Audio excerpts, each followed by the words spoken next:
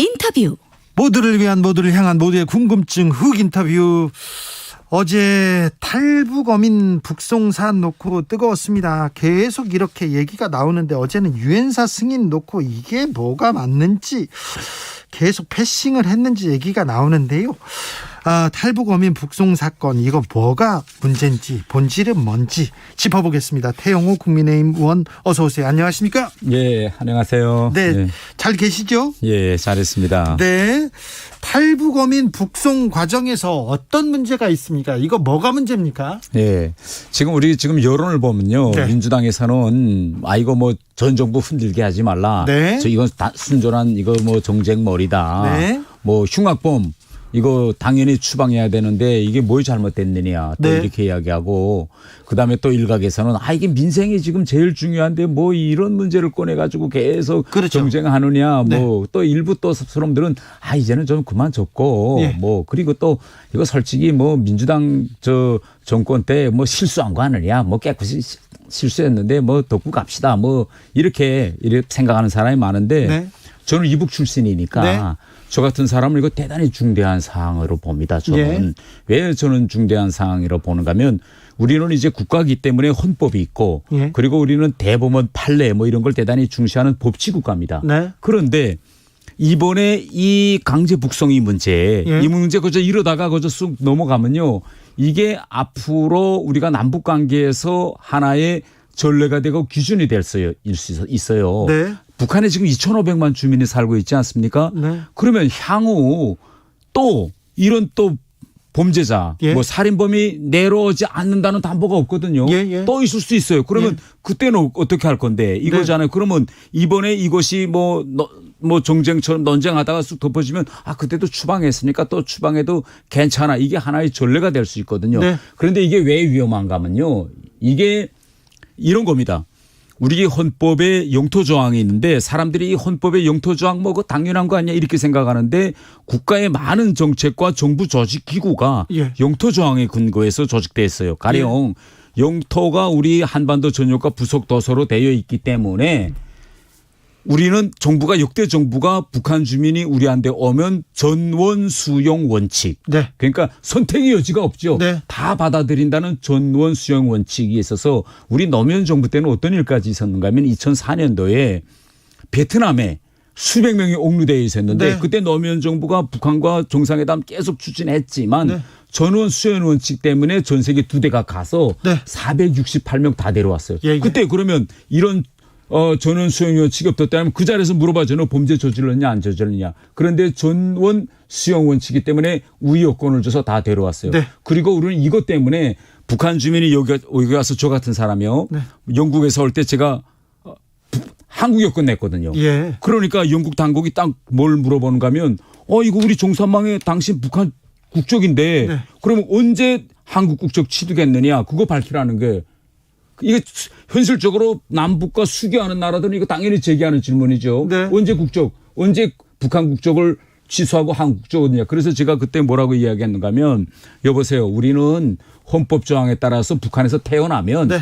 당연히 헌법상 대한민국 국민이다. 그렇죠. 그래서 한반도와 부속 국가를 그래서 대한민국의 영토로 하죠. 대한민국에는 북한 주민에 대해서 국적 부여 절차라는 것 자체가 없다. 네. 그러니까 영국 당국도 그래 하고 알아봤어. 다 네. 알아보고 오케이 받아들였는데, 문제는 어디가 있느냐.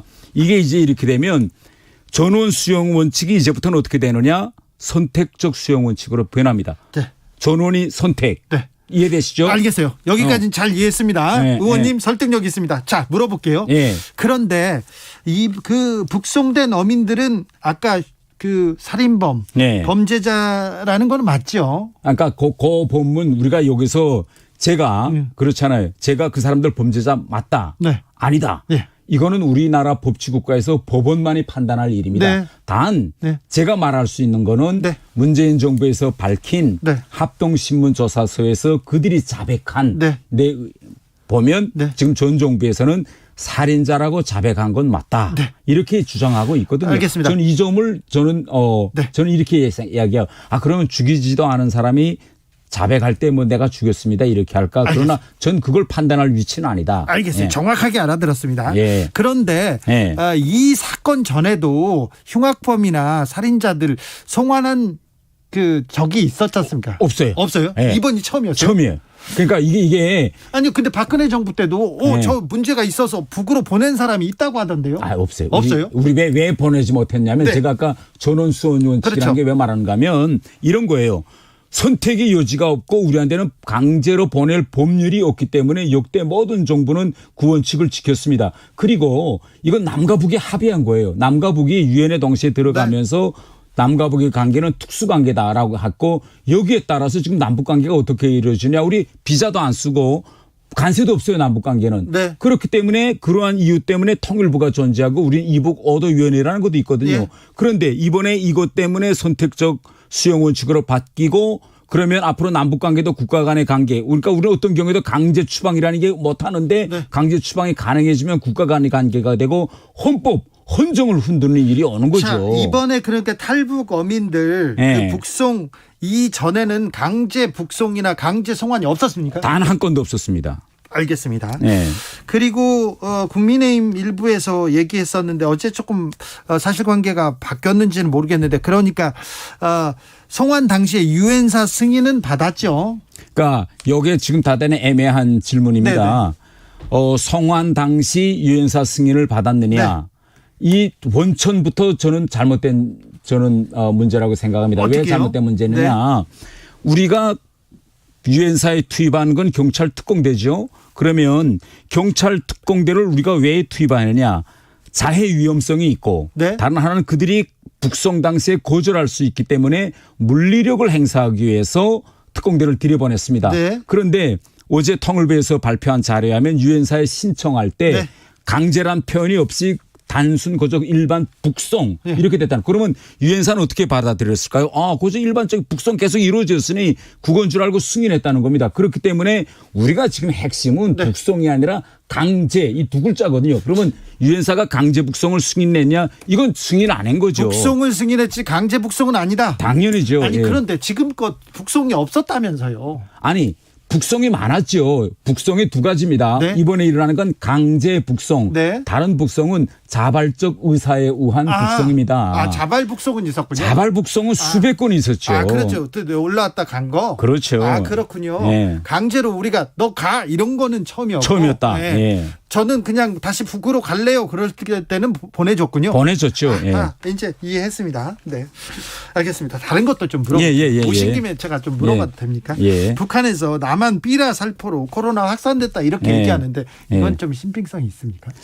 글쎄요. 그건 제가 뭐 삐라 직접 살포한 사람들한테 제가 뭐 물어보고 뭐 그런 건 아는데 만약 그 대북 전단 삐라 진짜 살포한 사람들이 살포했다면 네. 그분들이 과연 거기다가 코로나 그런 바이러스를 묻혀보냈을까요? 같은 동포들인데. 그러니까 그런데 전 그런 일은 저는 묻혀서 보낸다고 막 자기네들이 공표했거든요. 근데 이게 처음 있는 네. 북한의 이러한 주장이 처음 있는 일이 아닙니다. 네. 북한에서는 대북 전단을 비롯해서 우리 한국에서 생산한 물건을 표현을 뭐라고 하는가 하면 적지 물자랍니다. 적 지역에서 생산된 물자 이렇게 말하는데 이런 물자들이 북한에 들어오는 걸 막기 위해서 네. 지난 시기에 북한이 별의별 선동을 다 했어요. 남한 담배 피우다가 뭐 폭발이 돼서 입술이 날아갔다. 뭐 이런 이야기 많기 때문에 네. 그런 지금 북한의 뭐 그것 때문에 북한에 코로나가 퍼졌다. 이건 대단히 저는 황당한 주장이라고 생각합니다. 의원님, 북한 코로나 상황은 어떻습니까?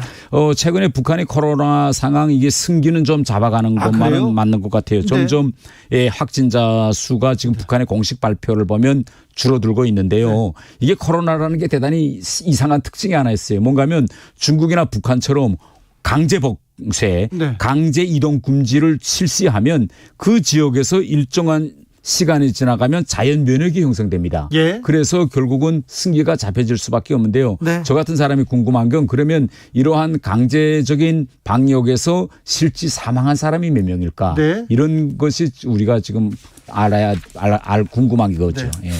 북한에서 계셨고 또 외교관 출신인데 이렇게 한국에 와서 네. 경찰이 이렇게 서장들 회의하고 단체 네. 행동하고 이 경찰의 단체 행동 어떻게 보셨어요? 이건 뭐 북한에서는 상상도 할 수 없는 일이거든요. 네. 그런데 저는 이렇게 생각합니다.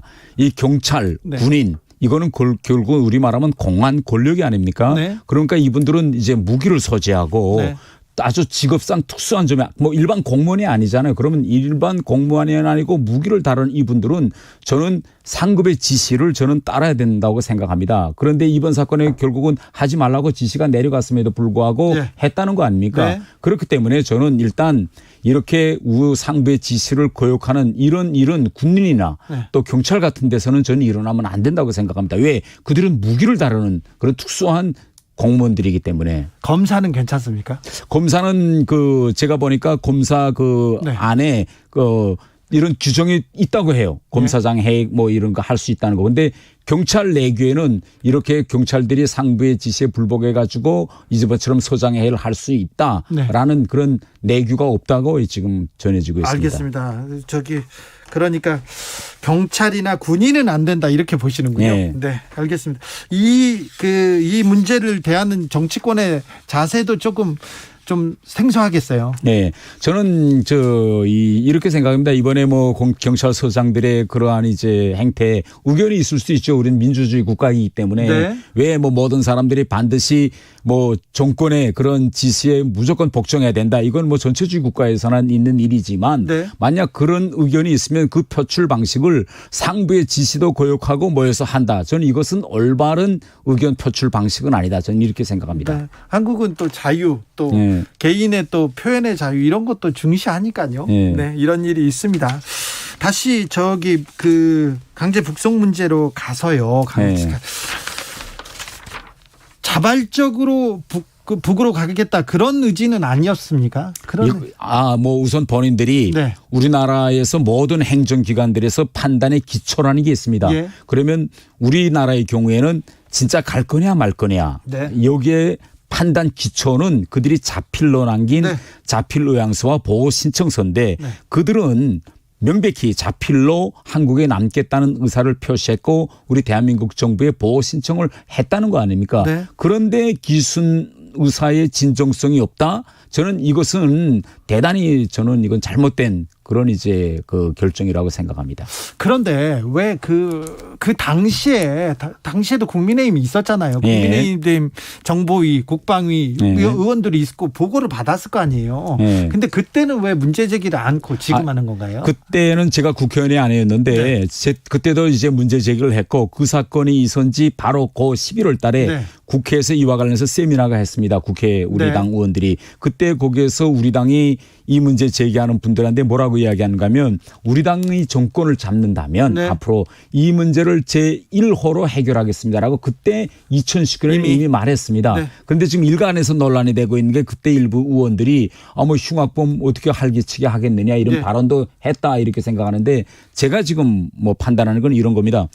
만약 살인을 저지른 북한 주민들이라고 해도 우린 법치 국가이기 때문에 네. 사벌적인 절차에 판단해서 감옥에 넣을 수가 있습니다. 그러면은 만약에 네. 흉악범이 북에서 이렇게 한국으로 도망왔어요. 네. 그러면 한국에서 한국 사법 제도로 그 사람들을 감옥에 보내고 이렇게 처리해야 됩니까? 그렇죠. 그래요?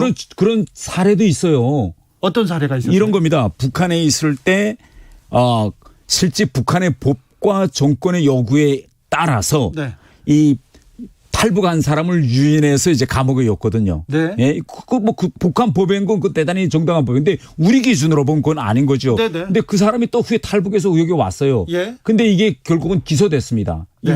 그래서 그러면 이건 북한에서 저지른 범죄인데 북한 법에 의하면 불법이 아님에도 불구하고 우리는 우리 대한민국 법에 기초해서 형을 선고했거든요. 네. 이런 것도 있고 네. 또 어떤 사례가 있는가 하면요. 합동신문 조사하죠. 합동신문 조사인데 본인은 저는 한국에 와서 왔습니다. 그래서 저는 한국 국민으로서 좀 살게 해주세요라는데 가만 들여다보니까 진정성이 의심되는 거예요. 예. 그래서 알아봤더니 검찰에 넘겼어요. 그러니까 네. 검찰이 조사하고 이거는 위장 탈북이다. 말하자면 위장 탈북은 간첩이라는 거잖아요. 네. 위장 탈북이다 해서 형을 몇 년 살았을까요? 10년 살았습니다. 10년. 간첩이니까요. 그렇죠. 본인은 아니라고 하죠. 지금도. 네.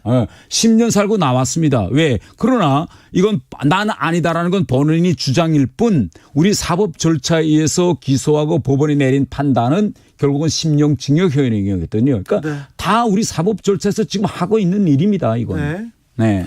그러면 아무튼 흉악범이라도 한국에 넘어오면 한국 사법제도 재판받고 조사해가지고 재판에 넘겨야죠. 그래야 됩니까? 그렇죠. 한국 법으로? 그럼요. 네. 네. 문제를 일으키고 넘어오더라도 그렇게 해야 됩니까? 당연하죠. 앞으로 네. 그런 절차를 만들어야 네. 됩니까? 그러니까 이런 것도 있어요. 뭐 이거 북한에서 보면 이게 불법이 아니에요.